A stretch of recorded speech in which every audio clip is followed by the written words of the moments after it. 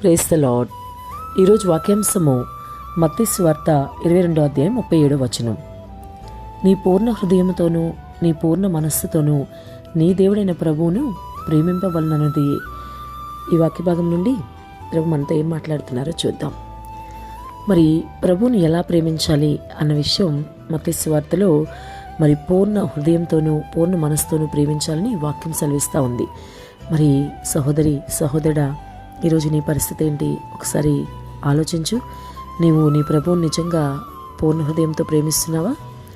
లోకంలో ప్రేమ ఎలా ఉందో అలాగే ప్రేమిస్తున్నట్లుగా నటిస్తున్నావా? నీ పూర్ణ హృదయంతో ఆయన్ని ప్రేమించాలని నీకు తెలుసా? నీ పెదవుల నుంచి మాట్లాడే మాటలు ఇంకా అటువంటి ప్రేమ ఆయన కోరుకోవడం లేదని కూడా నువ్వు గమనించాలి. నీ మనసు నిండా ప్రభువుని నింపుకుని ఆ విధంగా నీవు ఆయనను ప్రేమించాలని నువ్వు అర్థం చేసుకోవాలి. ఈరోజు ఒకసారి ఆలోచించు. కేవలం ఈ లోక సంబంధిత కొన్ని అవసరాల కోసమే నీ ప్రభువుని నువ్వు నమ్ముకుంటే అంతకంటే బహుఘోరం ఇంకొకటి ఉండదు. ఆయన నీకోసం ప్రాణం పెట్టాడని నీవు గుర్తిరిగి నిత్యము ఆయనతో సంతోషంగా ఉండాలన్న ఆశ కలిగి నీ ఆత్మీయ జీవితంలో ముందుకు సాగు. నీ కారు కోసమో, నీ బంగ్లా కోసమో, నీ బంగారం కోసమో, నీ ఆస్తిపాస్తుల కోసమో, నీ ఉద్యోగ వ్యాపారాల అభివృద్ధి కోసమో మరి నేను ప్రభువుని ప్రేమిస్తున్నానని అబద్ధాలు చెప్పకుండా, భౌతికమైన వాటి కోసం కాకుండా ఆత్మీయ ఎదుగుదల కోసం, ఆత్మీయ విషయాల కోసం ప్రభువుని కోరుకుంటూ అన్నిటికీ మించి ఆయనతో యుగయుగాలు సంతోషంగా ఉండాలి అన్న ఆశ కలిగి ఆయనను ప్రేమిస్తూ నీ ఆత్మీయ జీవితంలో ముందుకు వెళ్ళు. ఏదో వరాలు ఇస్తాడు కదా దేవుడు అని ప్రేమించడం కాదు. వరాల కోసం కాకుండా వరాలు ఇచ్చే దేవుణ్ణి నువ్వు ప్రేమించగలగాలి. ఆ విధంగా నువ్వు ప్రేమిస్తే దేవుడు తప్పకుండా నీకు పరలోకం అనే గొప్ప బహుమానం ఇవ్వబోతున్నాడు. నువ్వు నమ్మితే దేవుని యొక్క మహిమను చూస్తావు.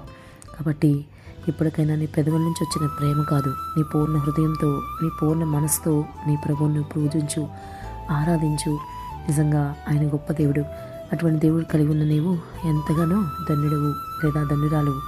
కాబట్టి వింటున్న సహోదరి సహోదరుడా, ఇంతవరకు నీ ఆత్మీయ జీవితం ఎలా ఉన్నా ప్రభువుని కేవలం నీ అవసరాల కోసమే ప్రేమిస్తున్నానని చెబుతూ ఉన్నా ఇక మీద మార్చుకో. నీ కోసం ప్రాణం ఇచ్చాడన్న సంగతి ఎప్పటికీ మర్చిపోకు. నా కోసం ప్రాణం ఇచ్చాడు దేవుడు, ఆయన కోసం నేను బ్రతకాలి అన్న ఆలోచన కలిగి ఇళ్లలో ఆయన కోసం సాక్షిగా ఉండు.